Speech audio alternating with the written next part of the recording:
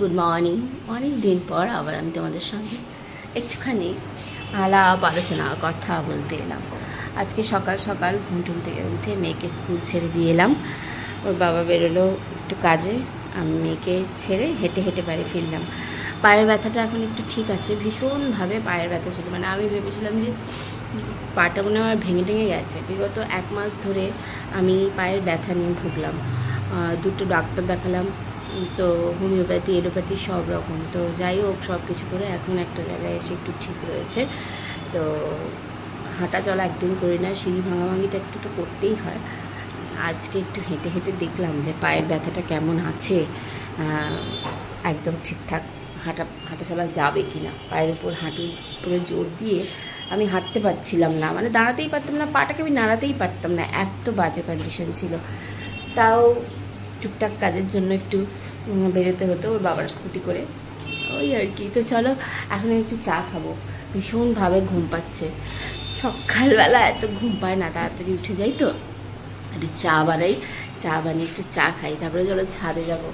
আজকে একটু ব্লগ বানাবো, খুব ইচ্ছে করছে, অনেক দিন ব্লগ দিই না, খুব ইচ্ছে করছে একটু ব্লগ বানাই। তো চলো আজকে একটা ব্লগ হোক। আমার তো চা বানানো হয়ে গেল, মানে চা না, একটু ব্ল্যাক কফি বানালাম। এই মানে সারাদিন এই ধকল সামলাতে গেলে একটু কড়া জিনিস না খেলে ঠিক হয় না, ওই জন্য একটু ব্ল্যাক কফি বানালাম। এবার ব্ল্যাক কফিটা নিয়ে আমি একটু ছাদে যাব। চলো আমার সঙ্গে ছাদে যাবে। ছাদে কেন যাবো বলো তো, একটুখানি আমার ড্রাগন গাছগুলোকে দেখবো, ড্রাগন ফলটা পেকেছে, একটুখানি দেখি আজকে ওঠানো যায় কি না, না হলে রেখে দেবো আর 2 দিন। কী কাজ। মেয়েটাকে সকালে বিস্কিট দিয়েছিলাম খেতে, এই দেখো খাইনি। 2টো দিয়েছিলাম, একটুখানি খেয়ে যে 1.5খানা মেরি বিস্কিট ফেলে রেখেছে। টুমগুলো ভাঙাই, তারপরে গোপালকে ওঠাবো, একদম স্নান সেরে পুজো দিয়ে দেবো, তারপরে সব কাজ বাজ করবো। ভীষণ ঘুম পায় সকালবেলাটা। ওখানে বিছানা ওঠাইনি, আমি সব করবো। দরজাটা একটু টেনে দিই।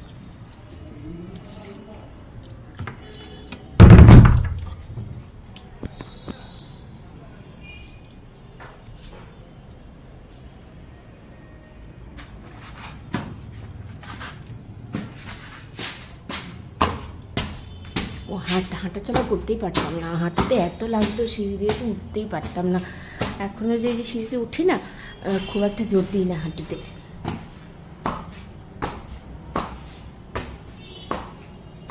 ভীষণ গরম, কদিন ধরে বেশ গরম পড়েছে। রোদটা যাচ্ছে আসছে।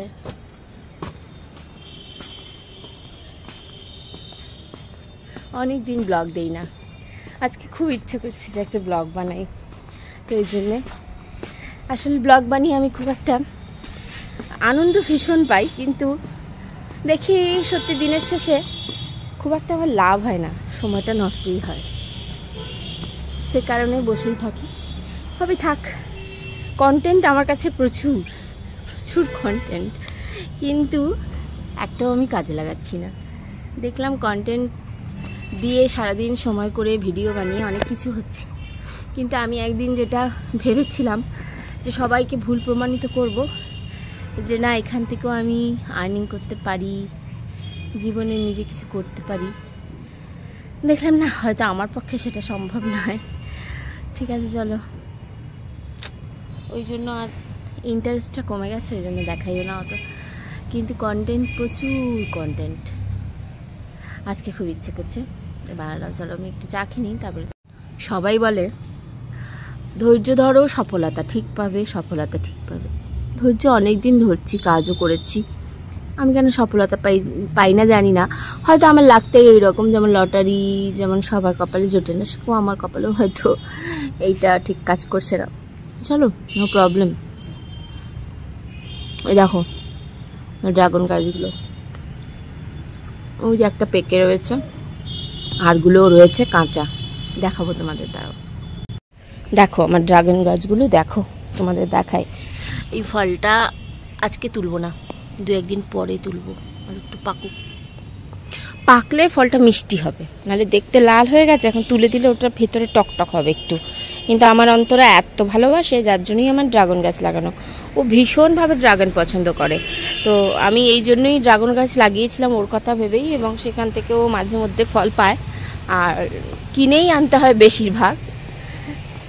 আর এই একটা গাছ, এখানে কুমড়ো, মানে ওই যে সবজির খোসা টোসাগুলো ফেলি, তো ওখান থেকে বীজ, কুমড়োর বীজ থেকে দেখো গাছ হয়েছে। তো এগুলো একটু বড় হলে আমি তুলে ফেলবো, কারণ এখানে সারটা না হলে ওরা টেনে নেবে। একটু তুলে ফেললে এটা দিয়ে একটা চচ্চড়ি হয়ে যাবে, তাই না? ওই হলো ব্যাপার। আর এই যে ফুল এসেছে, এগুলো ফুটবে, ফোটেনি, এগুলো এখনো কাঁচা। এই দেখো এখনো কাঁচা, এখানে অসংখ্য ফুল হয়েছে গাছে, এখন অসংখ্য ফুল আছে। এই ফুলগুলো থাকবে না একটাও, আমি জানি, সব ঝরে যাবে। ওই একটা মতো থাকবে কি দুটো মতো থাকবে, আর সব ঝরে যায়, এগুলো থাকে না। চলো নিচে যাই। আজকে ওয়েদারটা কেমন দেখেছো? একটুখানি রোদ কম, গাছে কত বেল হয়েছে দেখো। এই কাঁচা বেলগুলো দিয়ে এত একটা মোক্ষম একটা ওষুধ হয়, মানে পেট খারাপের একটা মোক্ষম ওষুধ হয়, যেটা তোমাদেরকে তোমরা কে কে জানো আমি জানি না, আমি তোমাদেরকে দেখাবো। হ্যাঁ, এই বেলগুলো পাড়ার জন্য তো হাত বাড়িয়ে রেখেছি, কিন্তু এতটা দূরে আমি পারতে পারি না। এই সামনে যে কটা ছিল সেটা দিয়ে আমি বানিয়েছি, মানে পেট খারাপের একদম মোক্ষম ওষুধ। যতই পাতলা পায়খানা হোক, একদম সারাদিন 40টা পায়খানা হয়ে যাচ্ছে, এই রকম পর্যায়ে তুমি, বললাম তো, যদি ওরকমও হয় না, তাতেও তুমি এটা একবার খেয়ে নিলে কমে যাবে। তোমাদের আমি ওষুধটা জানিয়ে দেবো, চলো নিচে দেখাবো। বানিয়েছি আমি আমার শাশুড়ি মার কাছ থেকে এটা জেনেছি। টুকটাক পাতাবাহার এই যে উপরে রয়েছে, নিচে ঘরে রয়েছে। এই রাবার গাছটাকে আমি কেটে দিয়েছি, জানি না বাঁচবে না মরবে, ডালপালা গজাবে কিনা, দেখা যাক। তোমরা তো কেউ কমেন্ট করলে না যে হ্যাঁ রাবার গাছটা এই করো ওই করো, দিলে হবে। আমি কেটেই দিয়েছি। এই একটা পাতাবাহার। তো আমার এই দেখো বৌদিও বানিয়েছে একটুখানি। বৌদি বেশি বেল পাড়তে পারেনি, একটাই পাড়তে পেরেছিল, এবং সেটা দিয়ে বানিয়েছে। এই দেখ, বুঝছো, আমার বানানো আছে, আমি বানিয়েছি, তোমাদের দেখাবো। এই যে ছোটো ছোটো সবুজ বেলগুলো না, ওগুলো না খুব নরম হয়, একটু সাবধানে কাটতে হয় বটিতে, নাহলে হাত কেটে যাওয়ার একটু সম্ভাবনা থাকে। নাহলে না এরকম আলুর মতো কুচি কুচি কুচি কুচি করে কাটা যায়। কেটে এরকম রোদে কটকটা করে শুকিয়ে নেবে, এই যে এরকম কটকটা করে শুকিয়ে নেবে। তারপরে না যখন পাতলা পায়খানা হবে, একদম জলের মতো আটকাচ্ছে না, খুব বাজে অবস্থা, তখন কি করবে, এটাকে এইটুকু নিয়ে জলের মধ্যে ভিজিয়ে নেবে, দিয়ে দেখবে এই জলটা একদম অরেঞ্জ কালার হয়ে যাবে, খেতেও ভালো লাগে। খাবে, দেখবে তোমার পাতলা পায়খানা একবার সঙ্গে সঙ্গে ধরে যাবে। ওই জলটা মানে ওইরকম ভিজিয়ে দুবার মতো তুমি ভিজিয়ে খেতে পারো, তো সাদা হয়ে আর খাওয়ার দরকার নেই। একবার জলটা খাবে, অরেঞ্জ হবে, তারপরে আরেকবার ভিজাতে পারো ওর মধ্যে। চলো নিচে যাই।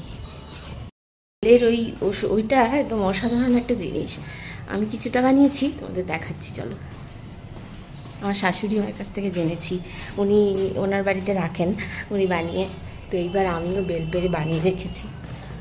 বাচ্চা আছে ঘরে, খুব প্রয়োজন, বড়দের তো প্রয়োজনই, তাও আমরা সহ্য করে নেব, একটু ওষুধ খেতে পারবো। বাচ্চারা তো সেটা পারে না, না, বাচ্চাদের জন্য তো একটু ওষুধ খাওয়ানোটা টাফ ব্যাপার।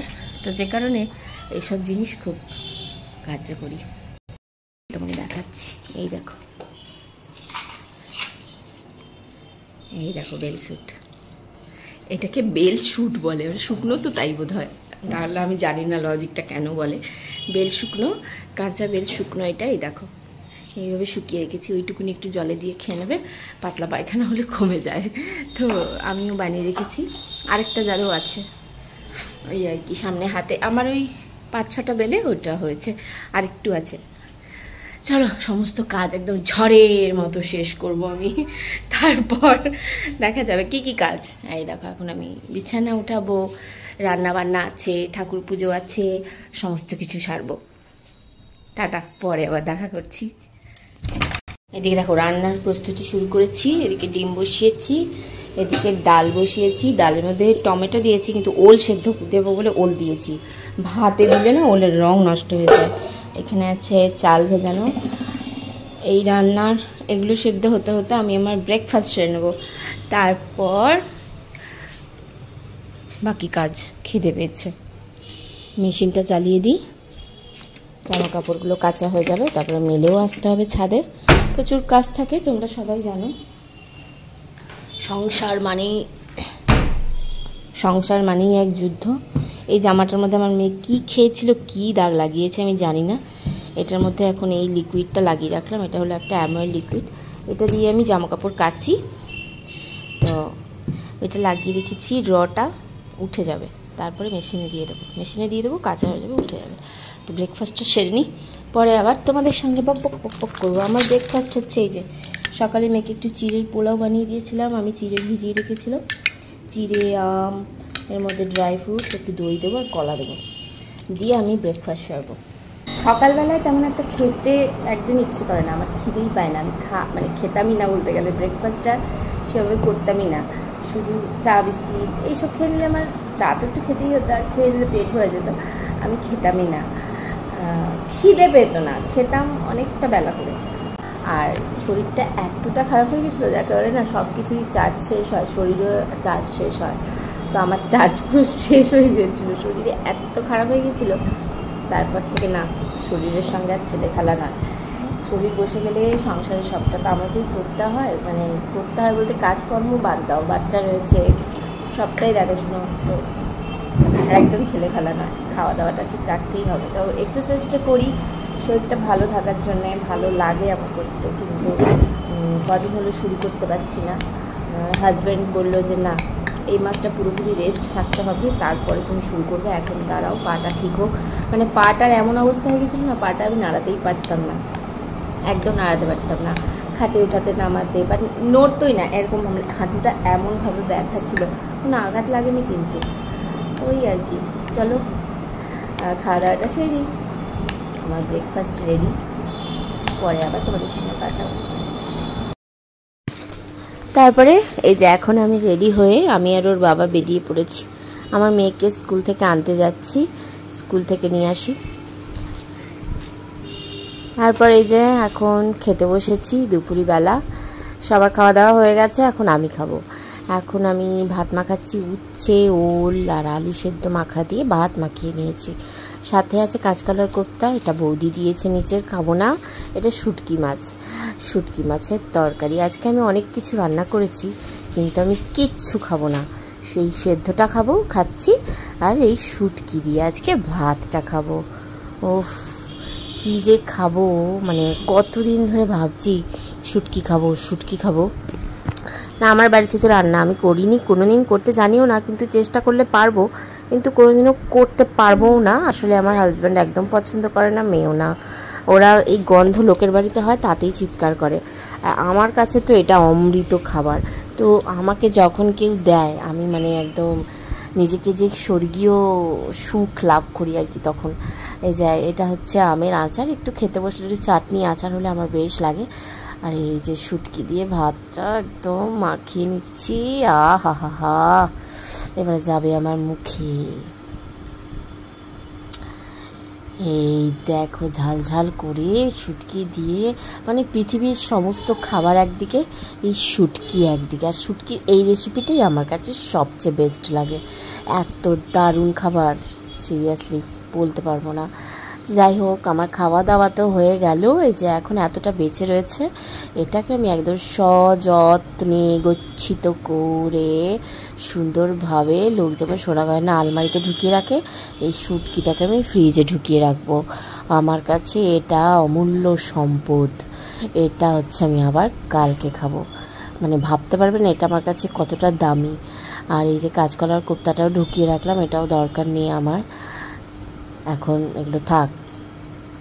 আর এইখানে তোমার সমস্ত এই টুকটাক বাসনগুলো আমি একটু ধুয়ে নিই, আর দিদির জন্য খাবার দাবার গুছিয়ে রেখে দিয়েছি, বেসিন টেসিন পরিষ্কার করে রেখে দিয়েছি। ব্যাস, আর একটা মজার জিনিস দেখাই চলো। আমার মেয়ে দেখো, গোপালের কাছে 50 টাকা দিয়ে রেখেছে, ওর বাবার ব্যাগ থেকে না টেবিল থেকে নিয়ে গোপালকে দিয়েছে। গোপাল নাকি ওকে আইসক্রিম কিনে দেবে, ভাবতে পারছো? কি সব চিন্তাধারা আর কত রকম কর্মকাণ্ড দেখতে হয়। ছাদে যাব জামা কাপড় আনতে, ভীষণ রোদ, আজ বিগত কতদিন ধরে না খুব গরম, একটুখানি বৃষ্টি হয় আরও গরম বেড়ে যায়। জামা কাপড়গুলো সকালে বেলা তো এখন তো আনতেই হবে, না আনলে এগুলো পুড়ে যাচ্ছে। আর ভীষণ রোদ, আর বাইরে এত রোদ দেখতে আমার ভয় লাগবে। দেখো রোদের কি তাপ, আমার তো ভয় লাগছে। কি করে যাই বলো তো? দৌড়ে যাব, দৌড়ে তুলবো, দৌড়ে জামা কাপড় তুলে চলে যাবো। কি জানি এই ফলের সাইজটা বড় ছোট হয়েছে।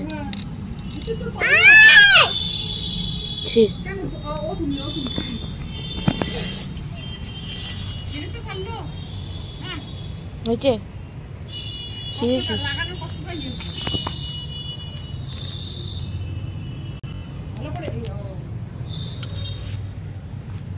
ভালো আছে।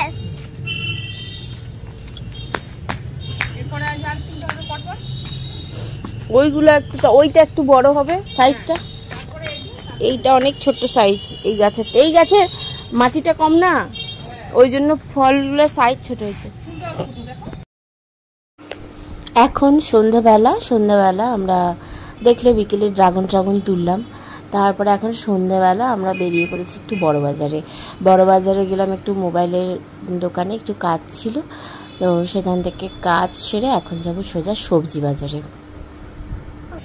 মানে এমন একটা গরম পড়েছে, মানে বিভৎস গরম পড়েছে, কবে যে বৃষ্টি হবে।